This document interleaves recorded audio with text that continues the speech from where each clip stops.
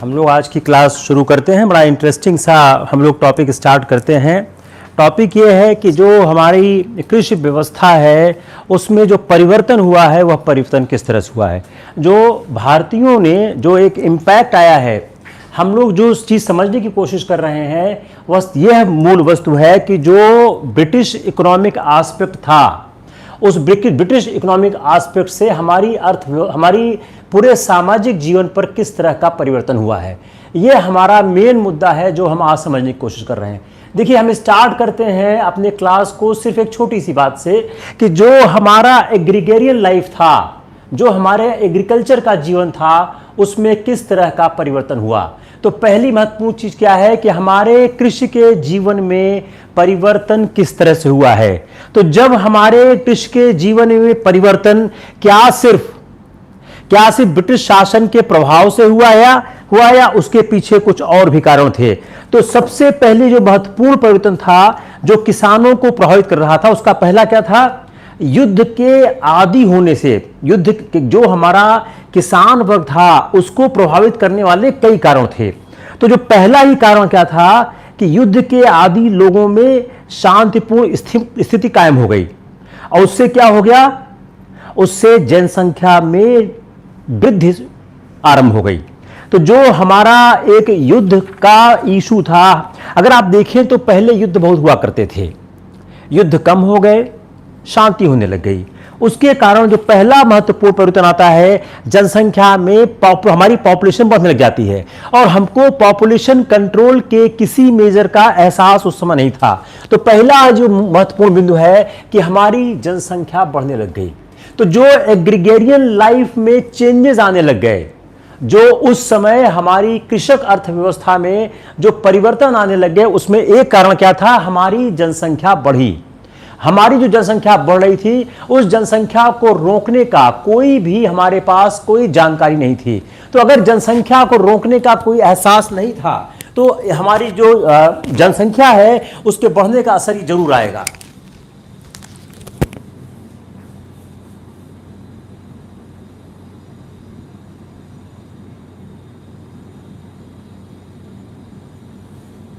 Hope the camera is fine because I think the camera was camera is fine or not fine? Camera ठीक है नहीं है, या कैमरे में कुछ प्रॉब्लम आ रही है? There is some problem with the camera? Camera ठीक नहीं आ रहा क्या?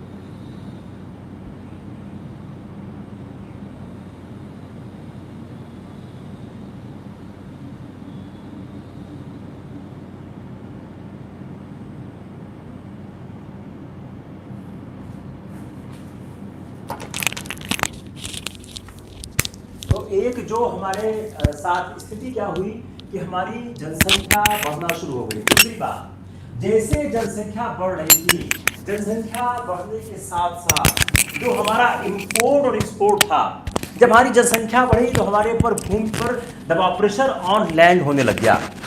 दूसरा, जो हमारे उद्योग धंधे थे, कॉटेज इंडस्ट्री, हमारा जो कॉटेज इंडस्ट्री था, हमारा कॉटेज इंडस्ट्री तबाह हो रहा था।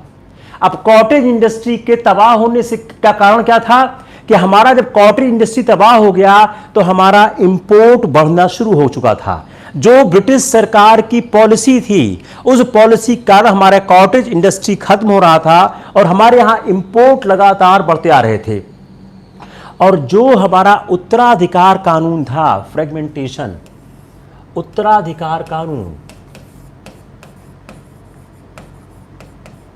जो हमारा उत्तराधिकार कानून था, उस उत्तराधिकार कानून के कारण हमारा जो हिंदू और मुसलमानों का उत्तराधिकार कानून था, उसके कारण हमारे यहाँ भूमि का विखंडन बढ़ रहा था। और जब हमारा फ्रेगमेंटेशन बढ़ रहा था, उससे क्या हुई थी? छोटी छोटी जोतें बन रही थी, और उन छोटी छोटी जोतों के कारण हमारी जो कृषक व्यवस्था थी वह उतनी उपयोगी नहीं रह गई। और किसान जो थे महाजन और साहूकारों के हाथ में आने लगे। जो हमारा लैंड रेवेन्यू सिस्टम था वह इस तरह का था कि वह लैंड रेवेन्यू सिस्टम हमको इस तरह तंग करता था कि हमारे पास कई बार लगान देने के पैसे नहीं होते थे, और उस लगान देने के पैसे न देने के कारण, ज्यादा जूम हो गया है, ओके ओके, वन मिनट।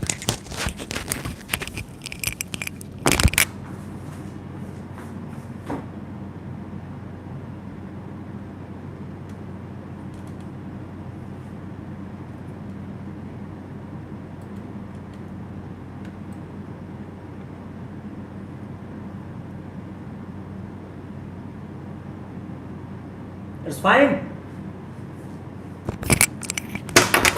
अब ठीक है। Yes yes, it's fine.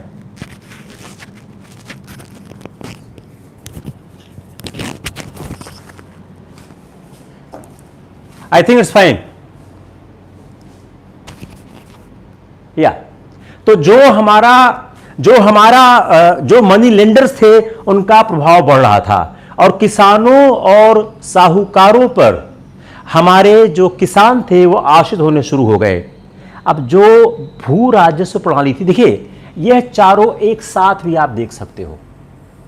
Let's see how the question will come, मैंने एक कैसे क्वेश्चन बन सकता है, ये चारों एक साथ भी देख सकते हो। 19वीं शताब्दी में हमारे किसान जीवन में क्या क्या फर्क आया। In 19th century, what difference we can see in our agricultural life? A, pressure on land. They may use population or may not use the population, because the pressure of land is more important than the population. Second, cottage industries distortion and import. हमारे यहाँ आयात बढ़ा, cottage industry समाप्त होने लगी। तीसरा, fragmentation of the land, उत्तराधिकार कानून के कारण हमारी जमीनों का बंटवारा होने लगा। चौथा, मनी लेंडर्स के हाथ में किसान चले गए। अब ये चारों एक साथ दे दिया। अगर ए बी सी डी चारों करना है तब तो कोई इशू नहीं है। प्रेशर ऑफ लैंड भी ठीक है, इंपोर्ट भी ठीक है, फ्रेगमेंटेशन भी ठीक है, मनी लेंडर ठीक है। अगर चार में से एक चूज करना है, let's understand the basic UPSC question where UPSC trying to catch us। अगर सिर्फ यह सवाल आ जाए कि 19वीं शताब्दी में किसानों के जीवन में क्या परिवर्तन आए। ए है जमीन पर दबाव बढ़ा, बी क्या हुआ, आयात बढ़ा, सी क्या हुआ, फ्रेगमेंटेशन ऑफ लैंड हुआ, डी क्या हुआ, हम साहूकारों के कब्जे में आए। अगर चार में से एक इस्तेमाल करना हो तो सबसे महत्वपूर्ण कारक क्या होगा। Now let's challenge your mind. A B C D चारों सही है, अगर चार में से एक चूज करना है कि 19वीं शताब्दी में किसानों के जीवन में सबसे ज्यादा परिवर्तन आने का कारण क्या था, बताएं। जस्ट थिंक, 19वीं शताब्दी में किसानों के जीवन में परिवर्तन आने का सबसे महत्वपूर्ण कारण क्या था। टेल मी, 19वीं शताब्दी में किसानों के जीवन में परिवर्तन आने का सबसे महत्वपूर्ण कारण क्या था। जनसंख्या, भूमि पर दबाव, कॉटेज इंडस्ट्री का समाप्त होना और आयात का बढ़ना, उत्तराधिकार कानूनों के कारण जमीन का छोटी छोटी जोतों में बन जाना, मनी लेंडर का जन्म लेना। अब देखिए, चार में से अगर एक चूज करना है, यह नहीं चूज होगा, यह भी नहीं चूज होगा। अब झगड़ा है A1 और 2 में। अगर देखिए चारों सही हैं, अगर आप आर्थिक इतिहास को पढ़ें तो ये चारों सही हैं। अगर A B C D choose करना, चारों चूज करेंगे। Now come out the second aspect. अगर आपको सिर्फ चार में से एक चूज करना है तो या तो जनसंख्या का दबाव या कॉटेज या import. Yes yes right, B, why. अब now come on the reason why B, because the fundamental changes in the agriculture system is not for pressure of land, because of this. ये जो दूसरा हुआ pressure of land हुआ, ये यहां से आ रहा है। जब आपने कॉटेज इंडस्ट्री खत्म की, just try to understand the logic why I am saying not one but two. The reason being, जब आपकी कॉटेज इंडस्ट्री खत्म हुई और आपके यहां इंपोर्ट बढ़ने लग गया, तो क्या हो गया, व्यक्ति जो है वह व्यक्ति शिफ्ट होने लग गया। कहां शिफ्ट होने लगा, व्यक्ति जाने लग गया, कहां जाने लग गया, गांवों की ओर। व्यक्ति गांवों की ओर जाने लग गया, उससे क्या हो गया, आपके कृषक जीवन में परिवर्तन आ गया। देखिए यह सवाल बड़ा इंटरेस्टिंग सवाल है। यह सवाल आपको सिर्फ विश्लेषण से मिलेगा, बाकी यह सवाल का आंसर नहीं मिल सकता है। पांचवा क्या है, देखिए मैंने 4 फ्लो दिया, अब 5, 6, 7, 8 फ्लो नहीं आपके अंदर। पांचवा क्या है, रेवेन्यू सिस्टम। जो 19वीं शताब्दी में जो रेवेन्यू सिस्टम आया, जो भू राजस्व प्रणाली आई, उसने किसानों पर भयंकर दबाव डाला। अब जो स्थायी बंदोबस्त आया, उसके अंतर्गत क्या हुआ, वहां पर जो किसान थे, उनके पास जमींदारों के द्वारा जो किराया बनाया जाता था मनमाने ढंग से, उससे बचने का कोई उपाय नहीं था। ये जो रेवेन्यू सिस्टम है, इस रेवेन्यू सिस्टम ने क्या किया, इस रेवेन्यू सिस्टम ने किया क्या, इस रेवेन्यू सिस्टम ने यह किया कि जो 19वीं जो उन्होंने सिस्टम बनाया, मेरे ख्याल से कैमरा ठीक नहीं है, let me see once more.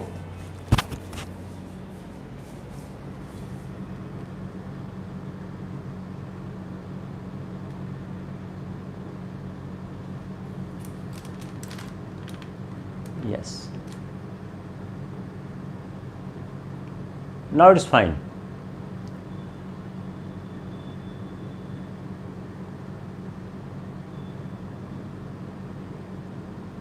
Now it's fine. Yeah. Better हुआ कैमरा? Yeah, it's fine. जो 19वीं शताब्दी में रेवेन्यू सिस्टम आया, उस रेवेन्यू सिस्टम का फर्क क्या आता है, उसका फर्क यह आता है, या इट्स बेटर, कि जो रेवेन्यू, जो स्थायी बंदोबस्त में जो राजस्व लिए गए, उसमें जमींदार मनमाना पैसा वसूलते थे और उनका मनमाने ढंग से किया गया कार्य, उनकी अनरीजनेबल डिमांड को वो लोग बर्दाश्त करते थे। 19वीं शताब्दी के जो पहले 25 वर्ष थे, जबकि जो ब्रिटेन सरकार युद्धों के व्यय को क्या करती थी, भू राजस्व से पूरा करती थी। War expenditure, land revenue, war expenditure and land revenue. जो युद्धों का खर्च था वो सरकार कहां से करती थी, वह लैंड रेवेन्यूज करती थी। और उसके जो कर्मचारी थे वह अप्रशिक्षित भी थे और भ्रष्ट भी थे। और जो भू राजस्व का नकद भुगतान और वसूली में जो सख्ती बरतते थे, उस सख्ती बरतने के कारण किसानों का लाभ काफी कम होता था। जो उस समय जो कानूनी अदालतों की स्थापना हुई, संचार व्यवस्था में जो सुधार हुआ और ब्रिटेन से जो माल भारत में आ रहे थे, उसके कारण ग्रामीण क्षेत्र में हस्तक्षेप बढ़ने लगा। जो संचार व्यवस्था थी, अभी हम लोग बात करेंगे उसमें थोड़ी देर बाद, संचार व्यवस्था जो थी, जो आयात था, उससे क्या है, ग्रामीण क्षेत्रों में, ग्रामीण में हस्तक्षेप होने लगा। ग्रामीण क्षेत्रों में हस्तक्षेप होने लगा और इसके परिणाम स्वरूप आर्थिक आत्मनिर्भरता धीरे धीरे समाप्त हो गई। आर्थिक आत्मनिर्भरता। अब देखिए मेंस का सवाल, अब देखिए मेंस का सवाल। Now see the question for the mains कि ब्रिटिश भारत में आर्थिक आत्मनिर्भरता कैसे समाप्त हुई। You see the question for the mains कि भारत में जो आर्थिक आत्मनिर्भरता थी वह किस तरह समाप्त हुई। See for the mains, got it. जो आर्थिक आत्मनिर्भरता थी वो किस तरह समाप्त हुई। इस सवाल को अब मेंस के लिए आप देखिए, अगर यह सवाल आपके एग्जाम में आ जाए मेंस में कि 19वीं शताब्दी में या भारत में आर्थिक आत्मनिर्भरता कैसे समाप्त हुई, you have to write down all 9 points. Prelims में अगर सवाल आएगा एग्रीकल्चरल जो चेंजेस हुए, भारत के कृषक जीवन में परिवर्तन हुए, ये 9 पॉइंट्स हैं। अब वो कौन सा पॉइंट 4 उठा के देंगे, ये कहना बहुत मुश्किल है। अगर ये सवाल मेंस में आता है तो मेंस में जो सवाल आएगा उसमें क्या होगा, आर्थिक आत्मनिर्भरता भारत में कैसे समाप्त हुई। Any confusion? अब हम दूसरी करते हैं ड्रेन ऑफ वेल्थ की थ्योरी। बहुत इंटरेस्टिंग थ्योरी है कि धन का बहिर्गमन भारत से कैसे हुआ। यह आप लोगों ने सुना काफी होगा, हम इसको थोड़ा सा एनालाइज करने की कोशिश करते हैं कि ड्रेन ऑफ वेल्थ की थ्योरी कहां से आती है। जो धन का बहिर्गमन है उसमें पहली बात क्या है, जो देश के करदाताओं से जो धन प्राप्त होता था वह कहां जाता था, वह सरकारी भंडार से इंग्लैंड की तरफ। जो करदाता देते थे वो जाता था सरकारी भंडार में,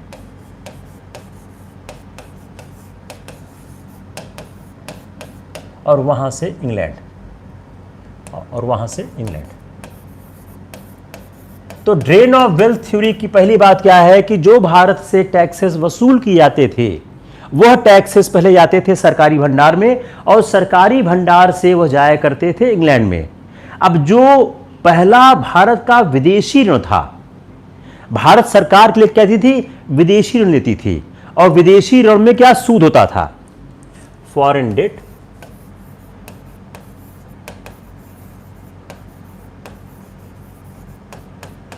interest.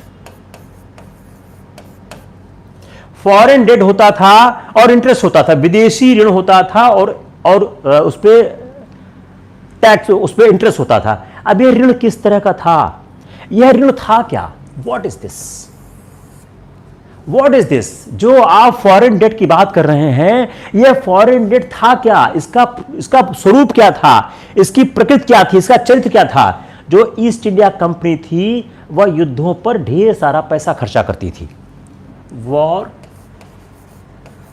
Expenditure. East India company बहुत सारा पैसा युद्धों पर खर्चा करती थी। जो वॉर एक्सपेंडिचर थे यह अधिकांशतः कहां होते थे, भारत के विभिन्न भागों को कब्जा। भारत का जो विभिन्न भाग था, भारत के अंदर ही, बाहर नहीं, भारत के विभिन्न भाग, जो ईस्ट इंडिया कंपनी की विस्तारवादी नीति थी, उस विस्तारवादी नीति में जो ईस्ट इंडिया कंपनी भारत के विभिन्न भागों पर जो खर्चा करती थी कब्जा करने के लिए, वह हो गया वॉर एक्सपेंडिचर। और 1858 में जो यह ऋण थे, यह जो डेट था, यह भारत सरकार के सर पर ला दिया गया। 1858 after the war of independence, Bharat सरकार के सर पर।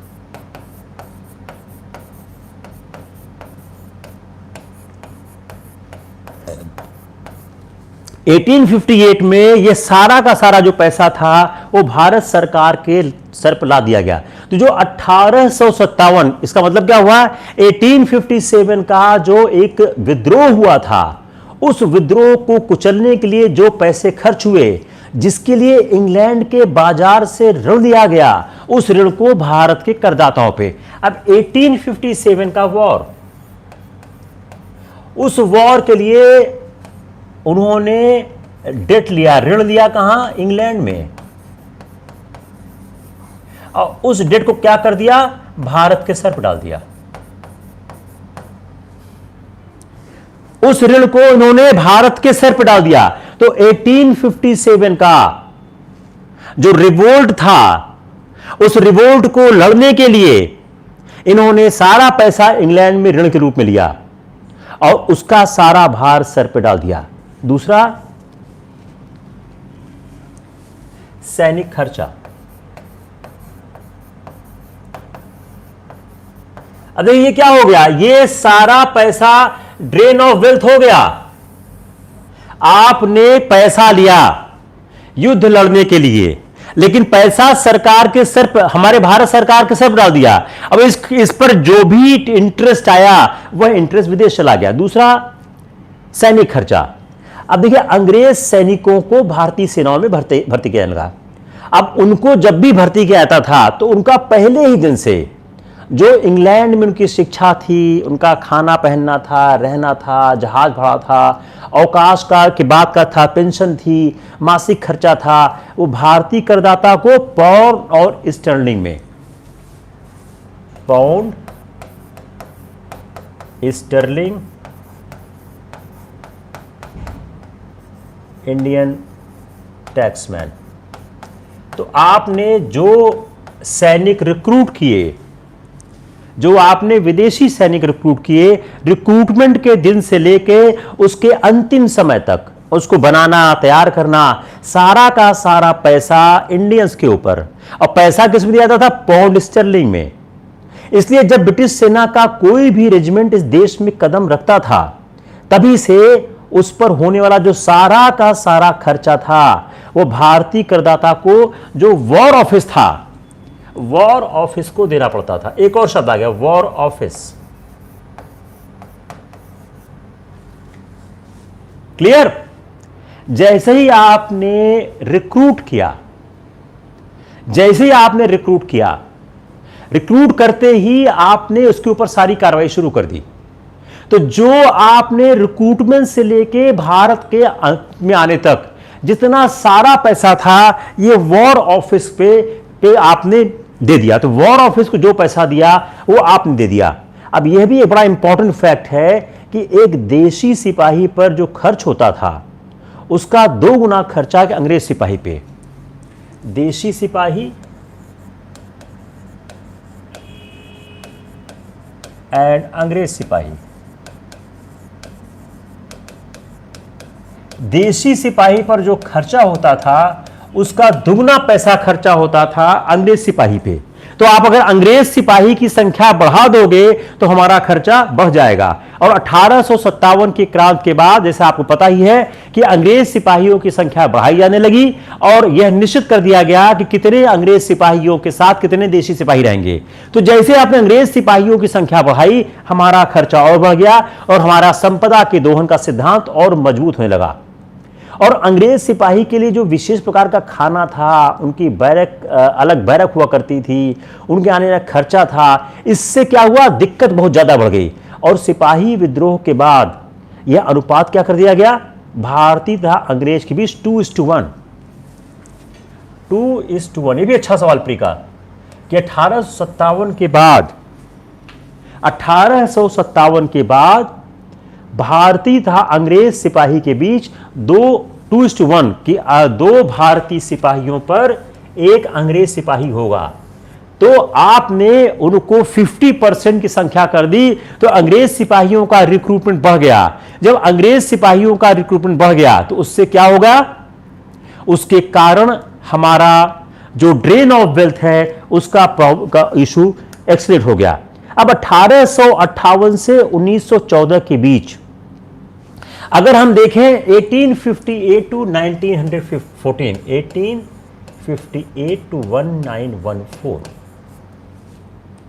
इन समयों के बीच अंग्रेजों ने अपने ब्रिटिश साम्राज्य के हित को बरकरार रखने के लिए 1858 टू 1914, इन सालों में अंग्रेजों ने अपने साम्राज्य के हित को बढ़ाए रखने के लिए कई युद्ध किए। बर्मा में किया, अफगानिस्तान, चीन, इथोपिया। बर्मा,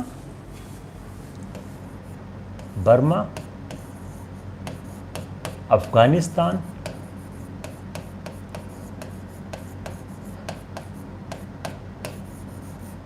चीन। मैं आपके 100 से ज्यादा सवाल बनाता हूं हर लेक्चर के पहले। उन सवालों को डाल, अगर आप ध्यान से देखें सवाल आपको लगातार दिख रहे हैं। 1858 से 1914 के बीच ब्रिटिश साम्राज्य के हित को बनाए रखने के लिए कई युद्ध लड़े गए। बर्मा में, अफगानिस्तान में, चीन में, इथोपिया में। अब इन सब युद्धों का जो एक बड़ा खर्चा था भारत सरकार ने दिया। तो जो उनकी एक विस्तारवादी नीति थी उस विस्तारवादी नीति ने हमारे ड्रेन ऑफ वेल्थ को बढ़ाया। अगर इसको हम एक शॉर्ट पे बात करना चाहें तो भारत के खर्चे पर उपनिवेश जीतने का काम लगातार ये लोग कर रहे थे। तो ये क्या था? ये सब उपनिवेश जीतना था। तो भारत के खर्चे पे उपनिवेश जीत रहे हो, तो आपकी जो एक इंपीरियलिस्टिक पॉलिसी है, वह इंपीरियलिस्टिक पॉलिसी हमारे ड्रेन ऑफ वेल्थ के कारण हो रही है। तीसरी बात, जो उन्होंने रेल बनाए, रेल में जो उन्होंने एक पूंजी निवेश किया, सड़क बनाए, उन्होंने नहर बनाए, बंदरगाह बनाए, इन सब के बनाने में जितनी चीजें काम में लाई गई वह सब खरीदी गई बाहर से। विदेशी परचेज, विदेशी क्रय बहुत इंपॉर्टेंट है। जस्ट आई अंडरस्टैंड कि जो उन्होंने देश का आधुनिकीकरण किया, उन्होंने रेल में विदेश में किया। रेल में जो निवेश था वो विदेशी पूंजी निवेश था। सड़क बनाई, नहर बनाए, बंदरगाह बनाए, ये सब बनाए। और जितने उन्होंने सरकारी और सामरिक कामों में वस्तुएं लगाई, इन सब वस्तुओं में विदेश से खरीद की गई। और गारंटी शुदा जो रेल में लोगों ने पैसा लगाया, उनको 5% का गारंटी शुदा उनको लाभांश दिया गया। 5% का।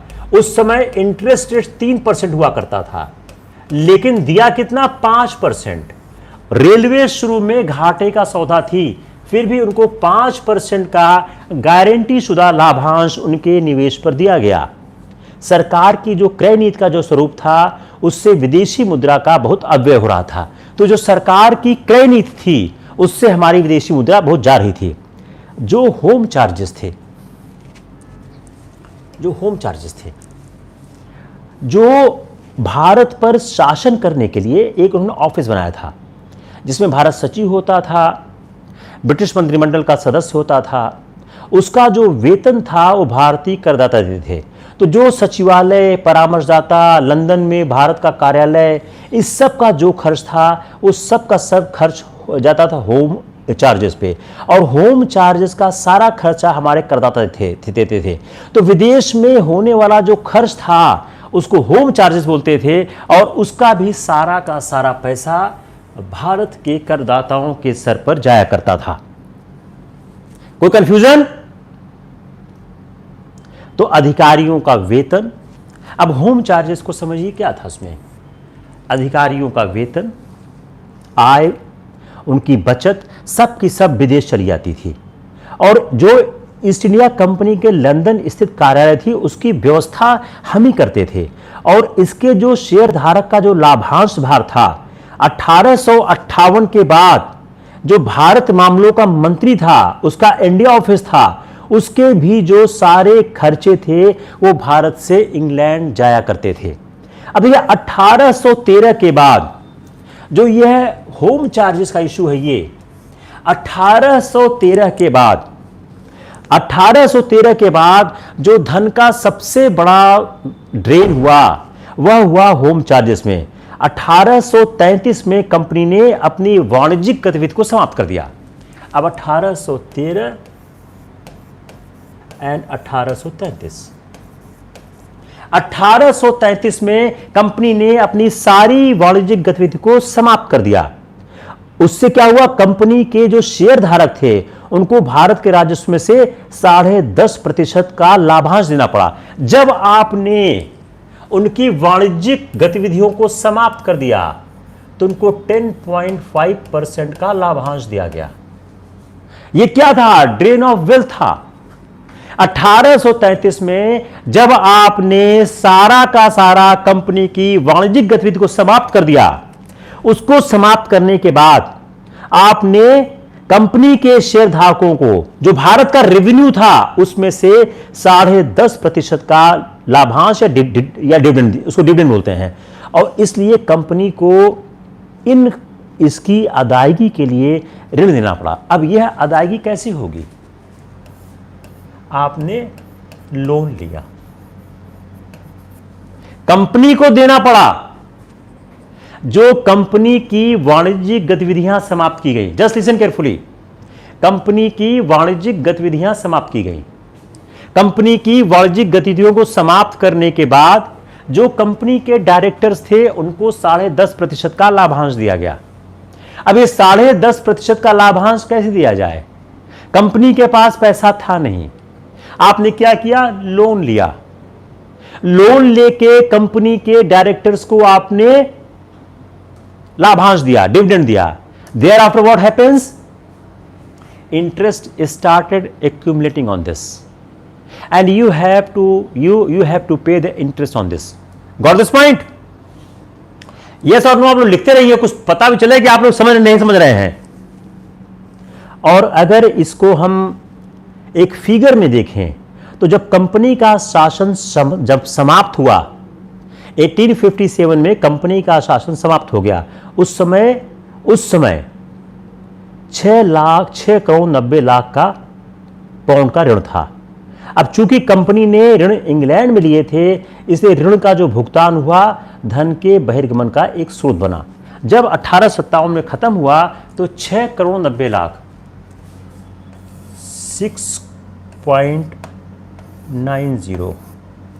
6 करोड़ 90 लाख पाउंड, 6 करोड़ 90 लाख पाउंड, यह कंपनी के ऊपर ऋण था। जब 1857 में जब कंपनी का शासन समाप्त हुआ तो कंपनी के ऊपर 6 करोड़ 90 लाख का ऋण था। अब चूंकि कंपनी ने ऋण कहां लिया था? इंग्लैंड में लिया था, इसलिए इस ऋण का भुगतान कहां होना था? इंग्लैंड में होना था। इसलिए यह धन के बहिर्गमन का एक स्रोत बन गया। अब गृह चार्जेस में शामिल क्या क्या थे? एक सवाल है जो अक्सर पूछा जा सकता है कि गृह चार्जेस में शामिल क्या क्या थे। चलो इसको बाद में करते, पहले इसको फिनिश कर देते हैं। अब याद रखिए, हम आपको बाद में लिखा देंगे, पहले वो वाला कर देते हैं, decline of the village industry. अच्छा, इसमें एक दो पॉइंट और है। अब जब कंपनी ने 1857 के बाद जब भारत का ब्रिटिश शासन जो है वो एक शाहीताज के अंतर्गत आ गया, तो उन्होंने क्या किया कि उन्होंने विद्रोह को दबाने के रूप में 47 करोड़ रुपया भारत के कर्ज जुड़ गया। अब विद्रोह के लिए 47 करोड़ रुपया भारत के कर्ज जुड़ गया। अब अगला सवाल क्या बन गया? Drain of wealth theory. ये ड्रेन ऑफ वेल्थ किस किस तरह से हुआ? अब देखिए, after understanding this concept, make a question, drain of wealth कैसे कैसे होता है? ए, होम चार्जेस, बी, विस्तारवादी नीति, सी, सैनिक खर्चा, डी, ईस्ट इंडिया कंपनी को लाभांश देना। Got it? Drain of wealth के क्या क्या कारण थे? ड्रेन ऑफ वेल्थ के होने के क्या क्या कारण थे? ए, होम चार्जेस, बी, विस्तारवादी नीतियां, सी, 1833 में कंपनी के डायरेक्टरों को लाभांश देना, डी, युद्ध का खर्चा भारतीयों के सर पर डाल देना। Yes yes. अब आते हैं अगले पॉइंट पे, वो क्या है? Decline of village industries.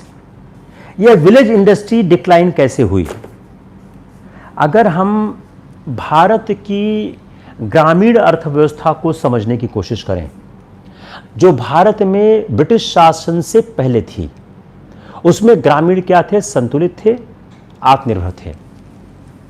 संतुलित, आत्मनिर्भर।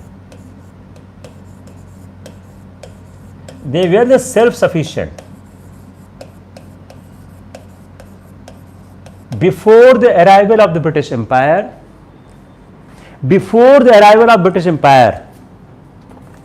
the Indian system was independent, self-reliant.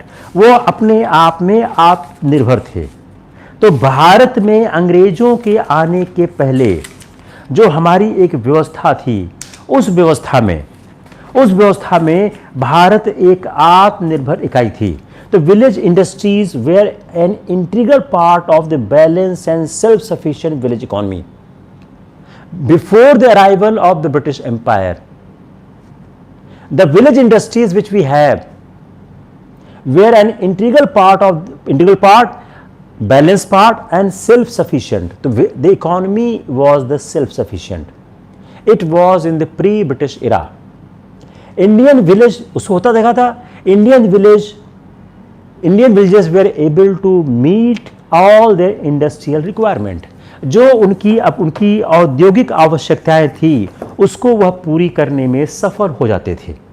तो इसलिए भारत में अंग्रेजों के आने से पहले जो ग्रामीण आर्थिक संबंध थी उसकी खास विशेषता थी। वो विशेषता क्या थी कि वह बुनकरों के अतिरिक्त एक्सेप्ट द वीवर्स, बाकी सब जो थे वह ग्रामीण समुदाय के नौकर थे। नौकर, वीवर्स के अतिरिक्त, बुनकरों के अतिरिक्त और जो थे वह ग्रामीण समुदाय के एक नौकर के रूप में कार्य करते थे। और ग्रामीण समुदाय क्या करता था, या तो उन्हें गांव की जमीन का एक हिस्सा देता था या वार्षिक कृषि का एक भाग, या तो जो लोग गांव के हैं उनको आइडिया होगा, या तो जमीन का हिस्सा या वार्षिक कृषि का एक भाग।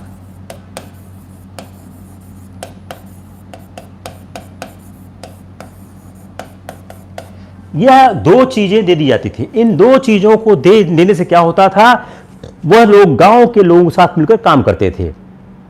अगर हम इसको एक सिंपल भाषा में कहना चाहें तो ग्रामीण समुदाय और जो ग्रामीण कारीगर था, ग्रामीण समुदाय, ग्रामीण कारीगर और दस्तकार, इनके मध्य मुक्त उत्पादकों जैसा, इनके मध्य जो संबंध था एक मुक्त उत्पादक ऐसा था। अगर हम तीनों को देखना चाहें तो इन तीनों के बीच जो संबंध था बड़ा यूनिक सा संबंध था। इस यूनिक से संबंध के होने के कारण जो ग्रामीण अर्थव्यवस्था थी वह ग्रामीण अर्थव्यवस्था एक तरह के एक्सटर्नल कंपटीशन से बाहर थी। तो जो वह यह कार्रवाई किया करते थे, इस कार्रवाई के करने के कारण जो विलेज इकोनॉमी थी वह ऑलमोस्ट इंडिपेंडेंट थी। अब उस समय कृषि अधिशेष बहुत कम होता था या बिल्कुल नहीं होता था। अब जब अंग्रेज आ गए, चूंकि उस समय अंग्रेजों के आने के पहले कोई कंपटीशन था नहीं, अब अंग्रेजों के आने के बाद खेती क्या हो गई, अलाभकारी हो गई और कृषि अधिशेष का समापन हो गया। तो फर्स्ट इशू क्या हो गया, कृषि अधिशेष का समापन। जब अंग्रेज आ गए, अंग्रेजों ने भारत की ग्राम व्यवस्था में हस्तक्षेप करना शुरू किया। उनकी नीतियां ऐसी हो गई कि वह नीतियां हमारे लिए लाभकारी नहीं रह गई। तो पहला अटैक क्या हुआ, उन्होंने ऐसी व्यवस्था को जन्म दिया कि उस व्यवस्था के कारण हमारा जो अधिशेष है, सरप्लस है, वह पूरी तरह से समाप्त हो गया। It was the first very important aspect कि how the village industries have started decline. जब कृषक वर्ग था वह ग्रामीण कारीगरों की कोई सहायता नहीं कर सकता था। अब जब अधिशेष खत्म हो गया, when surplus is no more, तब किसान कारीगरों की मदद करने में असफल हो गया। तो फर्स्ट इंपॉर्टेंट एस्पेक्ट कि अधिशेष के समाप्त हो जाने से जो हमारा ग्रामीण वर्ग था, जो किसान था, वह कारीगरों की सहायता करने में पूरी तरह से असफल हो गया। और कारीगरों की जो बाहर से आयातित माल आ रहे थे, जो औद्योगिक आयातित माल आ रहे थे, उनकी बाढ़ आ रही थी। उसके कारण क्या होता, जो ग्रामीण दस्तकार थे, कारीगर थे, उनके जो उत्पादित माल थे, जो प्रोड्यूस करते थे, उसमें गिरावट आ गई।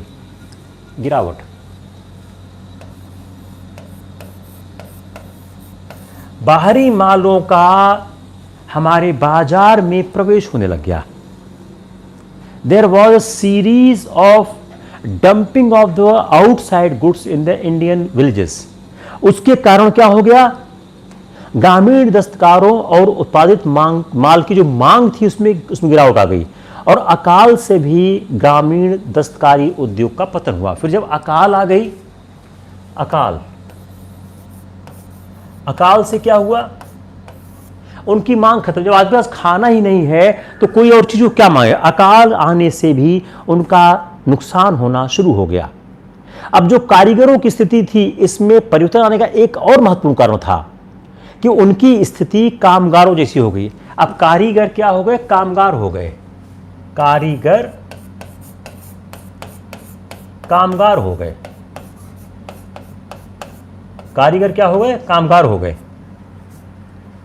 कारीगर कामगार हो गए। कारीगर कामगार हो गए। तो जो कारीगरों की स्थिति थी वह स्थिति कामगारों में परिवर्तित हो गई। अब जब वो कामगार हो गए और जो नई परिस्थितियां भारतीय समाज में बन रही थीं, उससे जो बुनकर था, जो बुनकर जो स्थानीय या सुदूर बाजारों में अपने उत्पादों की बिक्री के लिए, वह किस पर? व्यापारियों पर निर्भर हो गया। तो इसका फर्क क्या आया? बुनकर जो है वह व्यापारियों के चंगुल में आ गया। बुनकर व्यापारी के चंगुल में।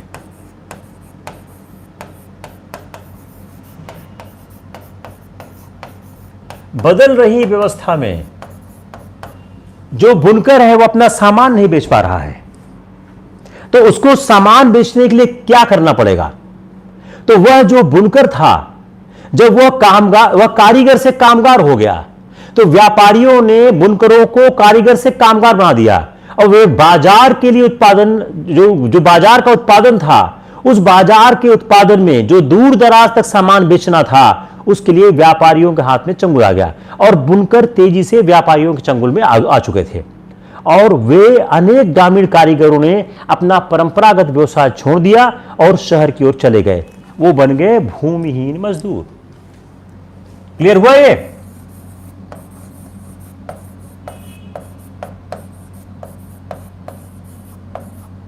It's clear? अब सवाल क्या बना? कारीगर भूमिहीन मजदूर कैसे बने? देखिए बड़ा इंटरेस्टिंग एनालिसिस है। I am trying to teach you like a science. ये हिस्ट्री नहीं है, मैं आपको साइंस पढ़ा रहा हूं। अगर आप ध्यान दें, मैं आपको साइंस से पढ़ाने की कोशिश कर रहा हूं। It's complete like a science. फिर देखिए, शुरू से देखिए। अंग्रेज भारत में आए। अंग्रेजों का मशीन का बना माल था। भारतीय दस्तकार उनके माल से संघर्ष नहीं कर पाते थे। अंग्रेजों ने जोर जबरदस्ती करके उनसे अपने शर्तों पर माल लेना शुरू किया।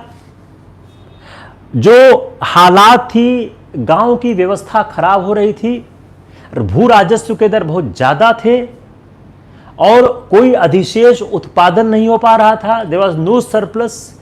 जब सरप्लस नहीं होगा तो जो पहले हमारे कारीगर थे, जिनको कि या तो हम जमीन का टुकड़ा देते थे या अपनी साल की पूरी फसल का एक भाग देते थे, दोनों दिन में हम असफल हो गए। और उसके कारण क्या हुआ? हमारे बुनकर जो हमारे कारीगर थे वो कामगार हो गए। उनको अपना सामान बेचने के लिए दूर की मंडियों में जाने की सुविधा नहीं थी। व्यापारियों ने औने पौने दाम पर सामान खरीदना शुरू किया और वह व्यापारियों के चंगुल में आ गए। उसके बाद जब व्यापारी चंगुल में आ गए, उनके सामानों की कोई मांग नहीं हो रही थी। क्योंकि उनके सामानों की कोई मांग नहीं हो रही थी, उत्पाद में गिरावट हो रहे थे। लगातार पड़ने वाले अकालों के कारण जब व्यक्ति को भोजन ही नसीब नहीं हो रहा, तो और वो क्या प्राप्त करेगा? यह भूमिहीन मजदूर बन गए। इनका पलायन गांव से शहर की तरफ हो गया और यह एक भूमिहीन मजदूर हो गए। It's clear? कोई प्रॉब्लम? अब वो भारतीय दस्तकारी का विनाश है। लिख लिया? मैं इसको इरेज कर दूं?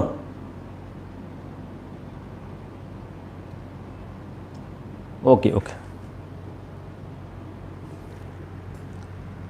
अब देखिए, दस्तकारी विनाश।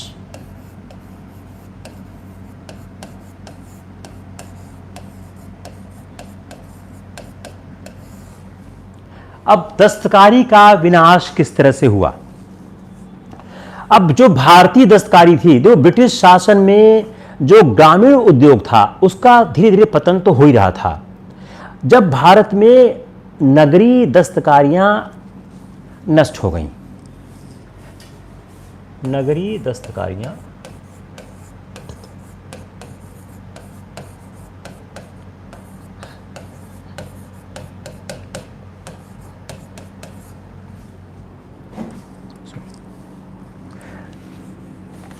जो विलेज इंडस्ट्रीज थी वह इंटीग्रल पार्ट तो थी हमारी, और जब हमारे यहाँ भारतीय दस्तकारों का एक जब हमारी विलेज इंडस्ट्रीज जो डिक्लाइन होने लग गई धीरे धीरे, तो जो टाउन हैंडीक्राफ्ट्स थे, the town handicrafts in India had a sudden and complete collapse.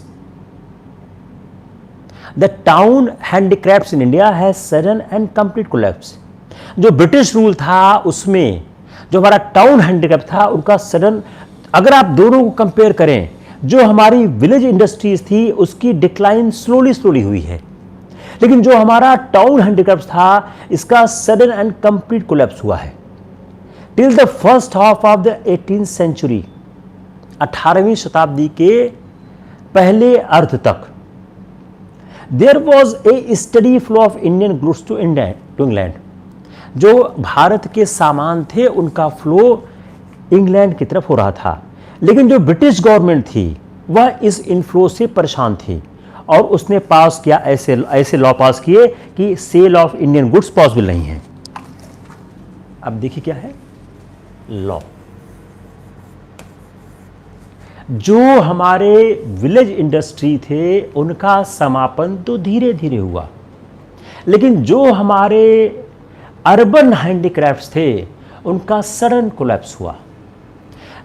18वीं शताब्दी के फर्स्ट हाफ तक जो हमारा सामान था उसका इनफ्लो हो रहा था इंग्लैंड में।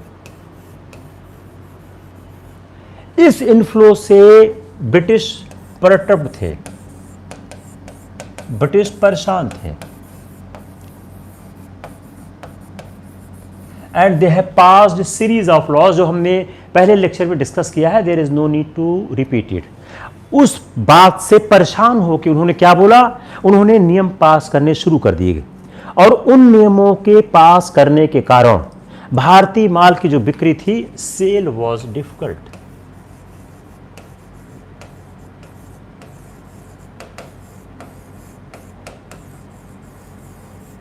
Cell was difficult. जो आपने नियम पास किया उसके कारण जो बेचा जाना मुश्किल हो गया। 1757 से 1857 के बीच ईस्ट इंडिया कंपनी ने कई जगह अपने अधिकार किए। 1757 to 1857 was an era of annexation।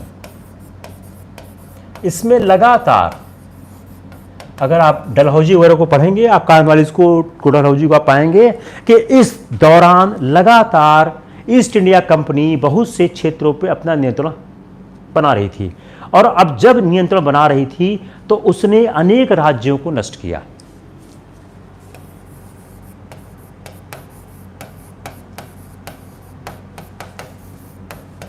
और उसी समय ब्रिटेन में इंडस्ट्रियल रिवॉल्यूशन हुआ। इंडस्ट्रियल रिवॉल्यूशन मैं थोड़ा लूंगा, आज तो मुश्किल लग रहा है, अगले लेक्चर पे I will give the reason कि क्यों इंडस्ट्रियल रिवॉल्यूशन इंग्लैंड में हुआ। ये आपके मेंस के भी काम का है, आपके वर्ल्ड हिस्ट्री का भी पार्ट है ये।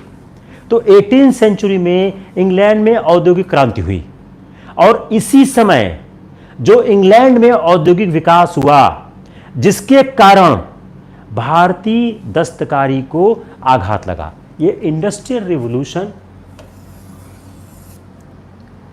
एंड लॉ, इन दो कारणों से भारतीय दस्तकारी को आघात लगा।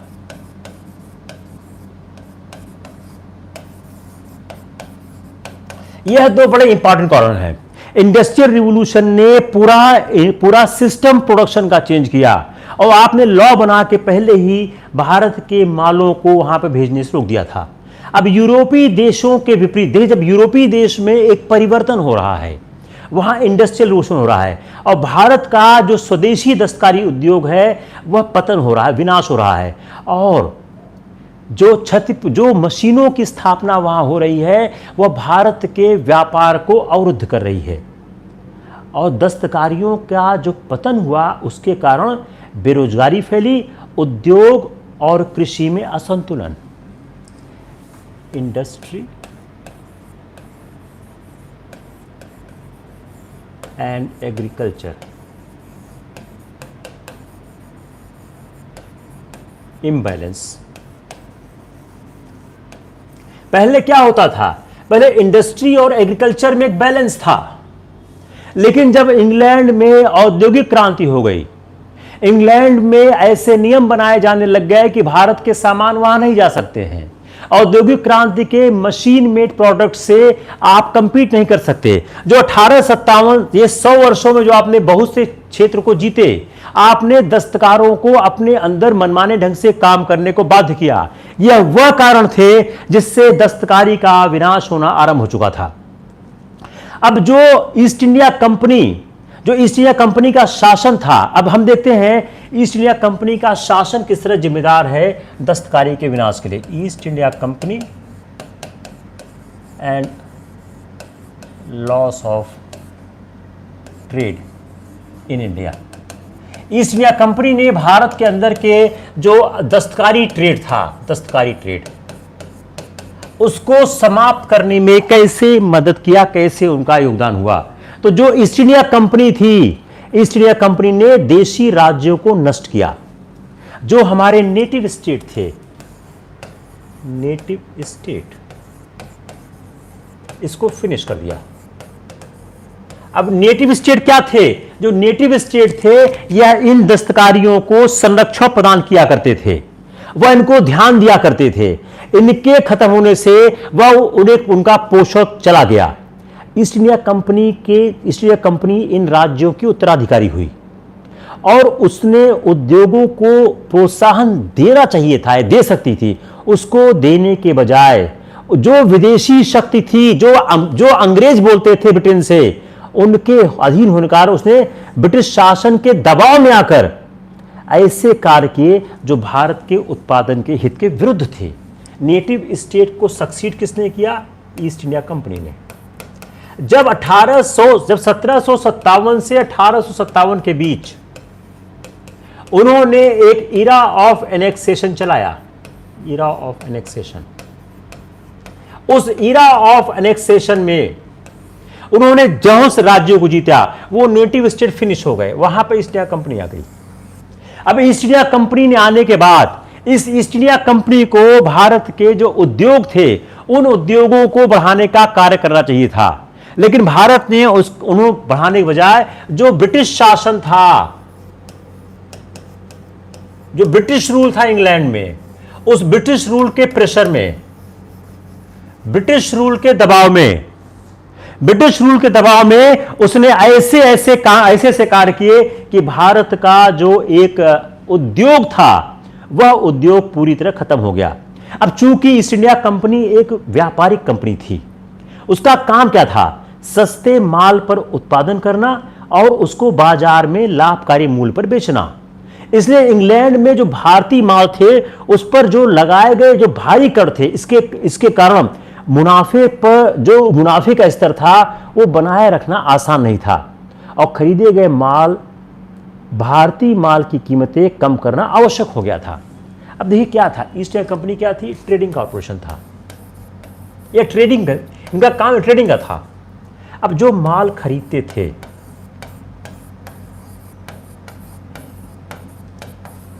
अगर वह महंगा हो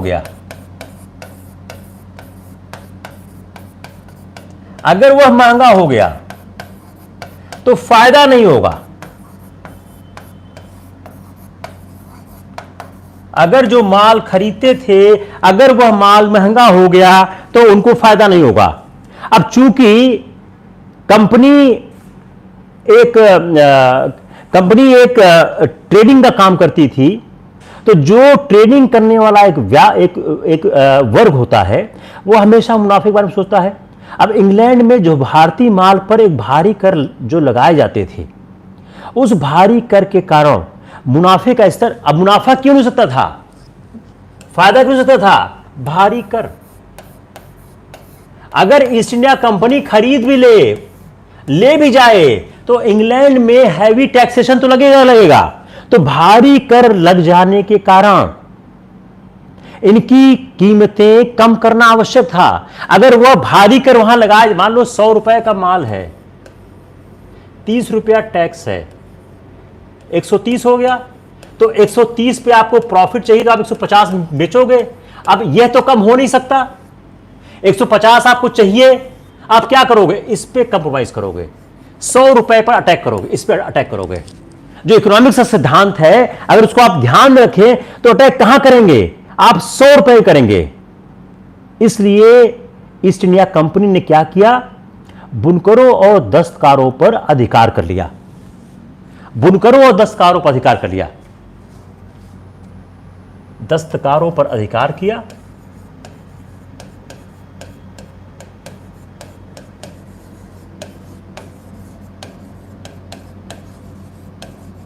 और मनमाना दाम देना शुरू किया।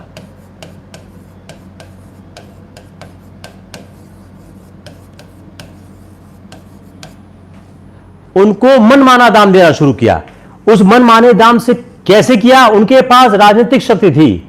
अब कंपनी ने जो उत्पादित माल था उसको भारतीय या विदेशी व्यापारियों को अधिक कीमत बेचने से रोका। तो क्या किया, अपनी राजनीतिक शक्ति का इस्तेमाल किया और अपने सम्मुख सबको झुकाया, इन दस्तकारों को। और कंपनी ने इन दस्तकारों को क्या किया कि जो उत्पादित माल था भारतीय या विदेश व्यापारियों को अधिक कीमत पर बेचने से रोका। अब ये माल जो बेचना है यह आप किसी और को नहीं बेच सकते, किसी और को अधिक दाम पर नहीं बेच सकते।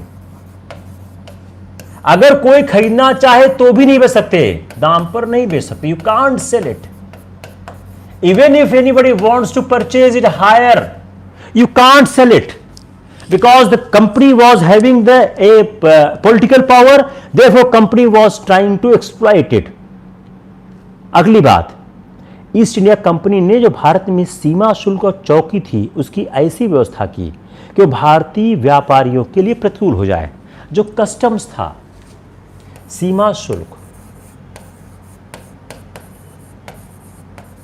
चुंगी, इसमें ऐसा प्रावधान कर दिया कि भारतीय व्यापारियों के विपरीत हो गया।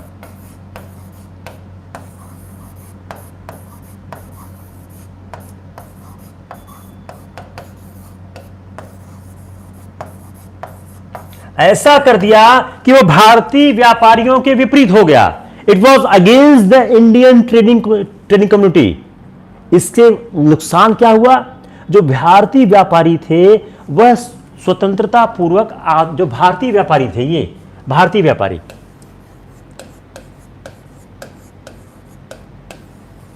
यह इंडिपेंडेंट, स्वतंत्रता पूर्वक, यह स्वतंत्रता पूर्वक व्यापार नहीं कर सकते थे, स्वतंत्रता पूर्वक व्यापार नहीं कर सकते थे। भारतीय व्यापारी स्वतंत्रता पूर्वक व्यापार नहीं कर सकते थे। जब भारतीय व्यापारी स्वतंत्रतापूर्वक व्यापार नहीं कर सकते थे तो इसका मतलब क्या हुआ, कंपनी का व्यापार में एकाधिकार हो गया और इससे आंतरिक व्यापार में रुकावटें पैदा हुई और भारतीय जो दस्तकारी था, बाजार था, वो पंग हो गया और भारतीय बाजारों पर एकाधिकार हो गया। क्लियर हुआ? It's clear? Clear not clear?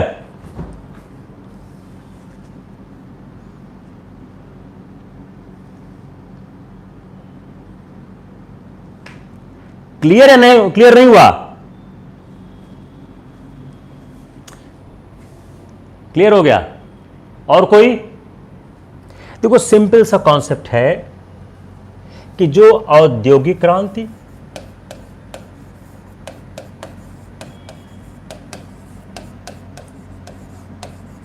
England की कर नीति,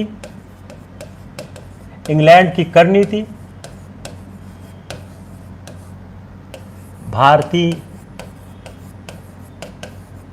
बाजार में चुंगी custom policy, not allowing others to buy it,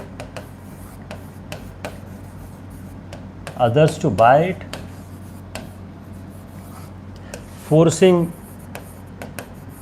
artisans to sell East India Company, forcing native states replaced by East India Company,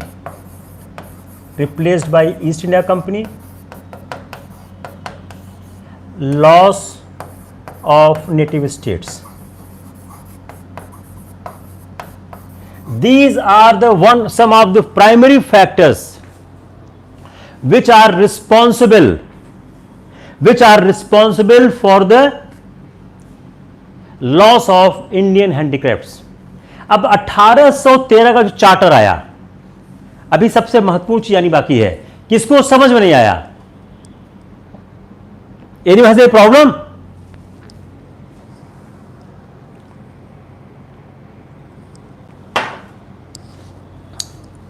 नहीं है। 1813 का चार्टर एक्ट बड़ा देखिए 1813 का चार्टर्ड एक्ट, 1833 का चार्टर एक्ट पूछने के पीछे रीजन है, ये पाथ ब्रेकिंग एक्ट है। जो नया व्यापारी वर्ग आ रहा था, अब चूंकि 1813 के चार्टर एक्ट के बाद पूरा भारत लूट के लिए खोल दिया गया, पूरा भारत लूट के लिए खोल दिया गया। अब चूंकि वहां पर औद्योगिक क्रांति हो चुकी थी, पूरा भारत में खोल दिया गया। इंग्लैंड में औद्योगिक क्रांति हो चुकी थी, इंडस्ट्रियल रिवॉल्यूशन हो चुका था। वहां की औद्योगिक क्रांति को कच्चा माल चाहिए था। कच्चा माल कहां से मिलेगा? उपनिवेशों से मिलेगा। उपनिवेश कौन सा था? भारत था। तो 1813 के बाद आया हुआ व्यापारिक वर्ग, वो पहले की ईस्ट इंडिया कंपनी की तरह वह ट्रेडिंग का काम करने नहीं आया था। ट्रेडिंग नहीं, वह कच्चा माल तलाश रहा था। और कच्चा माल तलाशने का नुकसान क्या होता है? कच्चे माल की कीमत फिनिश गुड्स से कम होती है। तो 1813 के चार्टर्ड एक्ट ने एक महत्वपूर्ण पात्र के काम किया। 1813 के चार्टर्ड एक्ट ने औद्योगिक वर्ग जो पैदा हुआ, उसने इंग्लैंड में उसको राजनीतिक रूप से बहुत शक्तिशाली कर दिया। और जो यह चार्टर बनाया गया, इसके द्वारा इसके व्यापार से ईस्ट इंडिया कंपनी का एकाधिकार समाप्त हो गया। अब जो मुक्त व्यापार आरंभ हुआ, इस मुक्त व्यापार के लिए इंग्लैंड के सभी व्यापारियों के लिए भारत के द्वार खुल गए। अब इस भारत के द्वार के खुलने से हुआ क्या? ये जो अंग्रेज व्यापारी 1813 के बाद आ रहे थे, ये 16वीं और 17वीं शताब्दी के व्यापारियों की तरह नहीं थे।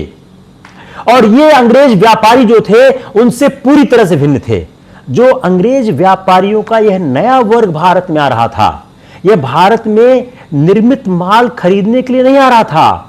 इंग्लैंड के मिलों के उत्पादित माल के लिए वो भारत के बाजार में जगह बना रहा था, उन मिलों के कच्चे माल के लिए। यह सवाल आएगा, इससे सवाल आएगा, उन मिलों के कच्चे माल के लिए। अब 1813 के चार्टर्ड एक्ट के बाद आया हुआ व्यापारी और 1813 के चार्टर्ड एक्ट के पहले का आया हुआ व्यापारी, दोनों में क्या फर्क थे? 1813 के बाद की व्यापारिक नीति और 1813 के पहले की व्यापारिक नीति, दोनों में किस तरह का फर्क था? तो यह भारत में कच्चे माल की तलाश ले आ रहा था।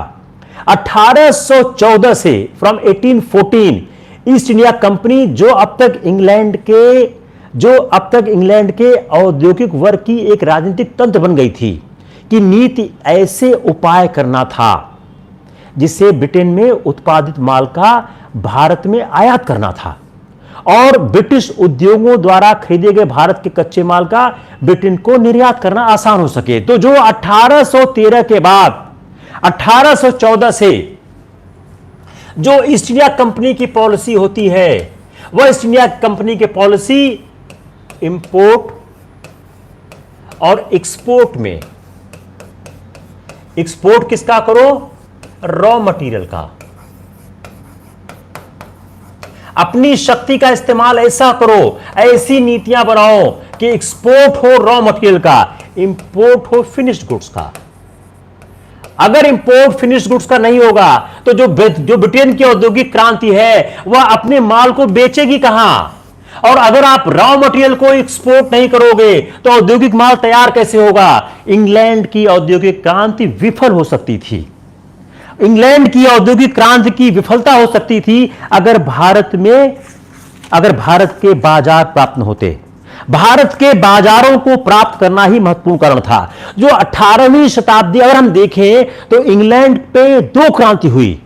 18वीं शताब्दी के प्रारंभ में इंग्लैंड ने कृषि क्रांति की और उसने परंपरागत जो कृषि प्रणाली थी उसमें नए प्रयोगों को आरंभ किया।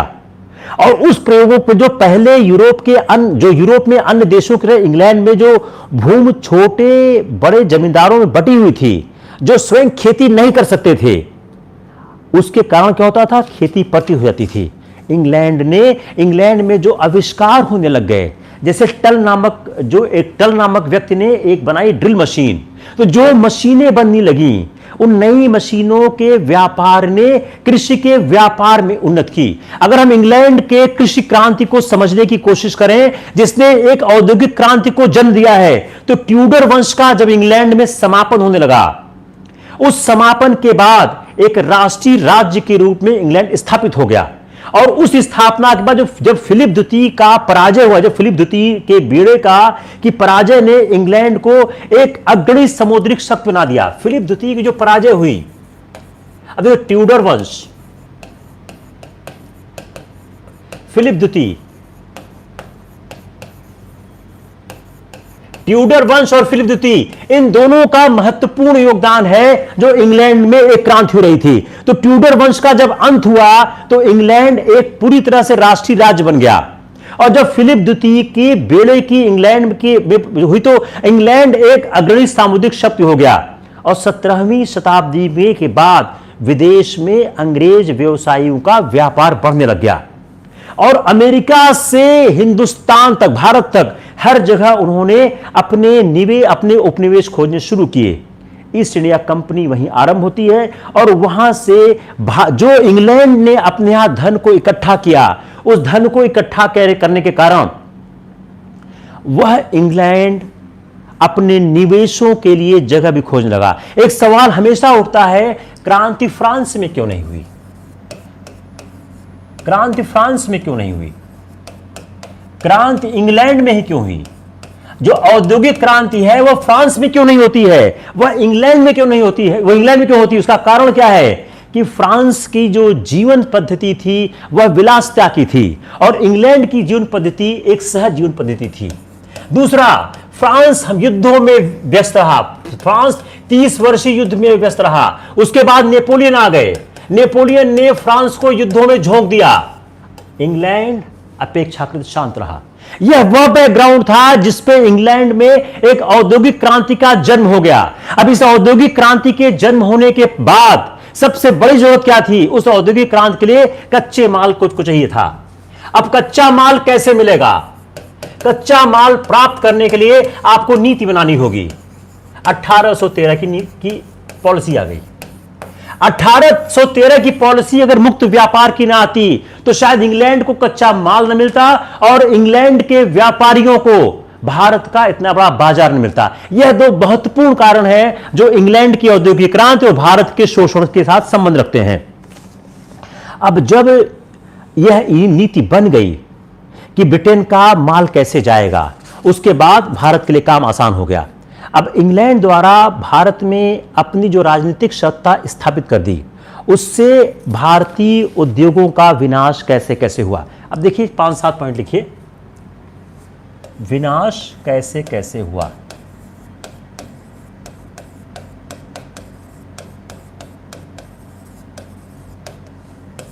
जो भारतीयों ने, अब हम इसको क्या बता रहे हैं, जो राजनीतिक सत्ता स्थापित हुई, just try to understand what I am trying to explain you, कि जब इंग्लैंड द्वारा भारत में अपनी राजनीतिक सत्ता स्थापित कर ली गई, तो उस राजनीतिक सत्ता के स्थापना के बाद किस तरह से उद्योगों का विनाश हुआ। I am trying to summarise some of the point so that you can write in your mains paper और प्रीलिम्स में ABCD चुनने में आसानी होगी।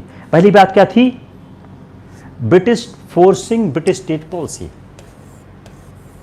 फोर्सिंग ब्रिटिश ट्रेड पॉलिसी, जो ब्रिटेन की एक व्यापार नीति थी, जो ब्रिटेन पर भारत के जो मुक्त व्यापार नीति थी, जो मुक्त व्यापार नीति थी,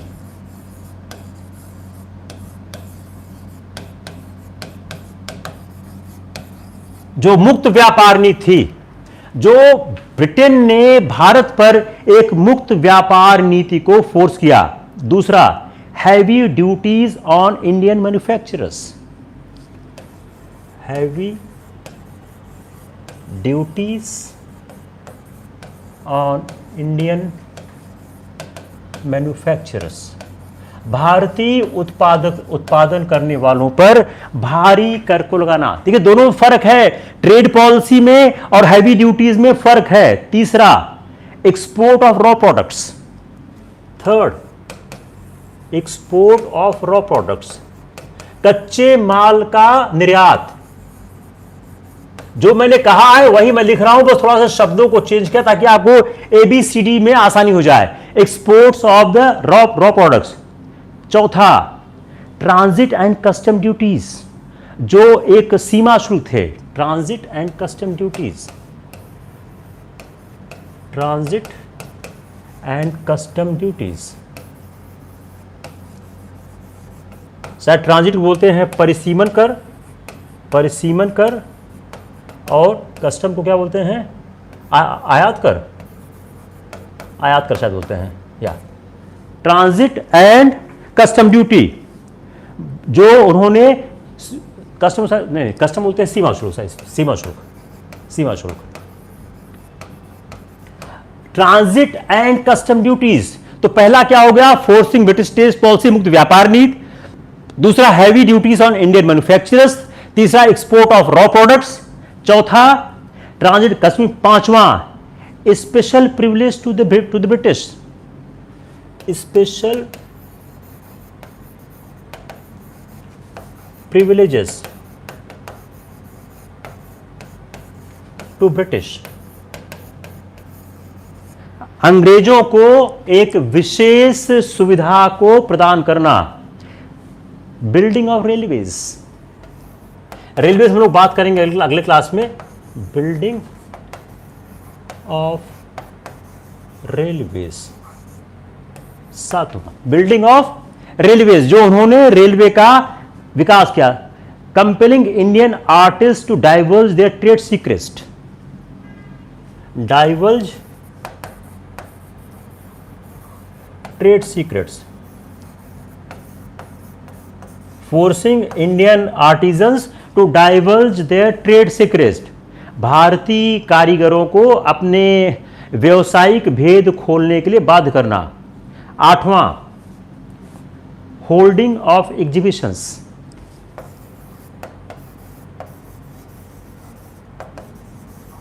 holding of exhibitions.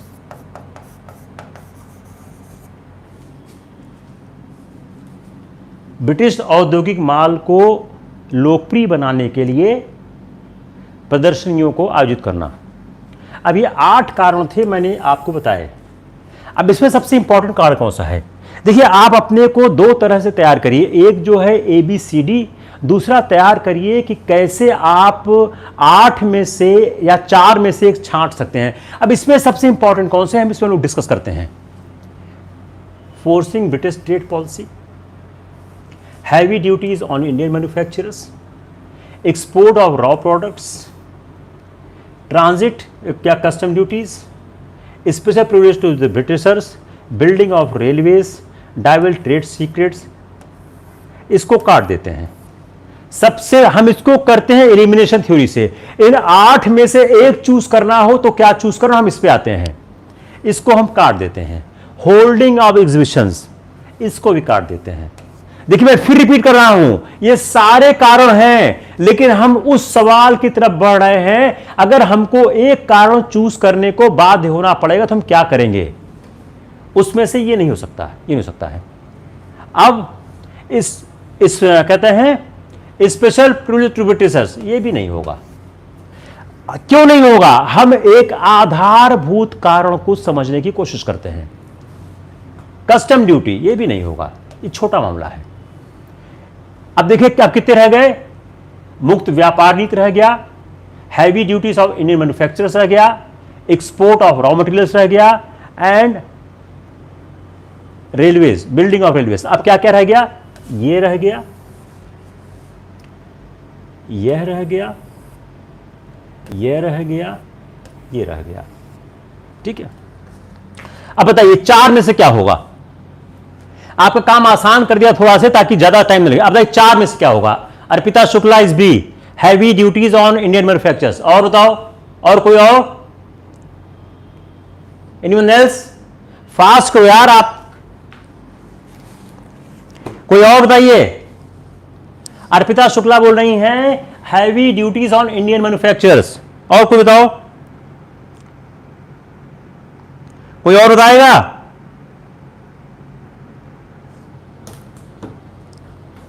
Export of raw products, Sangeeta export of raw products, Sangeeta. Arpita है, अर्पिता है, अर्पिता है 2 पे, संगीता बोल रही हैं एक्सपोर्ट ऑफ, संगीता बोल रही है 3। और बताओ कोई, शिवम, शिवम, शिवम बोल रहे हैं 3, शिवम भी 3 पे हैं, अभिषेक वर्मा पे 3 पे हैं,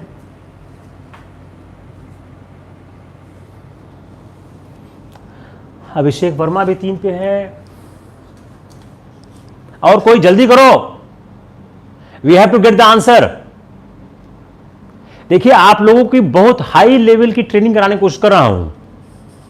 और कोई बताओ, अभिषेक वर्मा 3 पे है,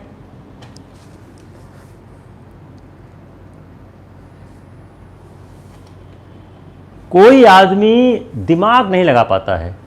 अब देखो 3 में और 1 में संबंध की स्थापना करो, चलो 3 में और 1 में संबंध की स्थापना करो।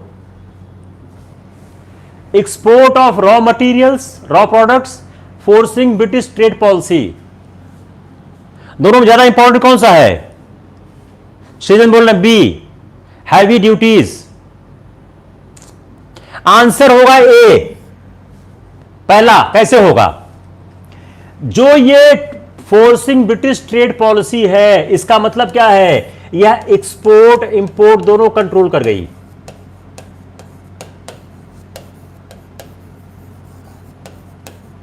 जो ये 3 है, यह सिर्फ क्या है, यह सिर्फ कंट्रोल कर रही है एक्सपोर्ट, यह इंपोर्ट कंट्रोल नहीं कर रही है। जस्ट ट्राई अंडरस्टैंड अगेन, जो फोर्सिंग ब्रिटिश ट्रेड पॉलिसी है, इसका मतलब क्या हो गया, ब्रिटेन की व्यापार नीति को आप पर दबा दिया गया, तो वो आपके एक्सपोर्ट इंपोर्ट दोनों को कंट्रोल कर गई। जो आंसर नंबर 3 है, यह सिर्फ बात करता है एक्सपोर्ट को, कि एक्सपोर्ट ऑफ रॉ प्रोडक्ट्स। लेकिन एक्सपोर्ट ऑफ रॉ प्रोडक्ट कहां से है, ये यहां से आ रहा है, ब्रिटिश ट्रेड पॉलिसी से, जो 1813 का मुक्त व्यापार शुरू हो गया, जिसमें आपने भारत के द्वार लूटने के लिए छोड़ दिए।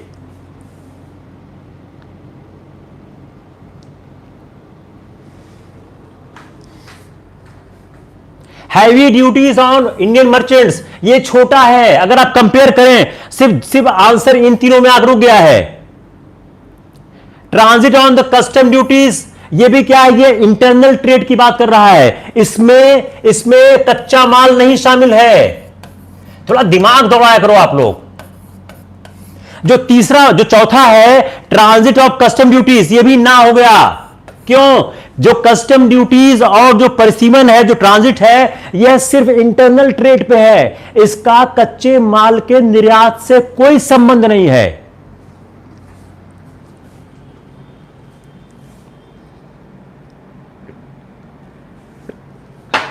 इसका कच्चे माल के निर्यात से कोई संबंध नहीं है। सबसे इंपॉर्टेंट क्या है, ये है। क्लियर हुआ नहीं हुआ? Anyone has any counter issue? Anyone has any reservation on this? बताओ। सृजन, आर यू कन्विंस और नॉट? सृजन का बी था, टानू यादव का बी था, बाकी तो सब तीन तीन के। तीन वाले खैर बहुत खराब है।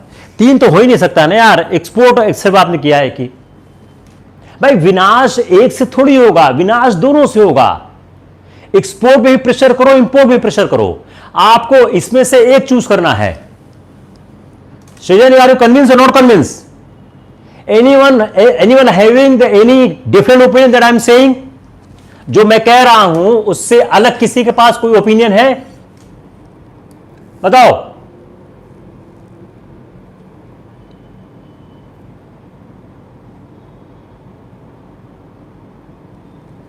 Tell me.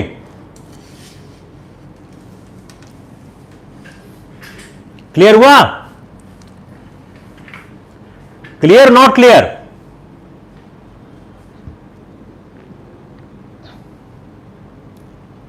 Clear, very good. Shivam clear हुआ, बाकी क्लियर नहीं हुआ?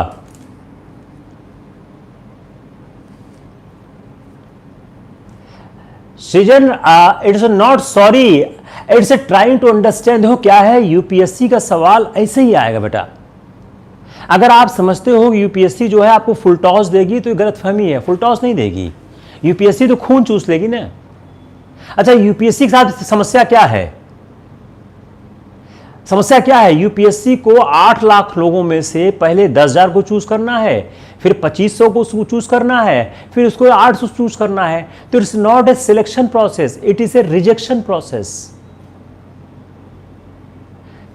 It is a rejection process. Reject as many candidates as possible. इसलिए ये 8 सही हैं। मैंने आपको समझाया कि कैसे कैसे विनाश हुआ।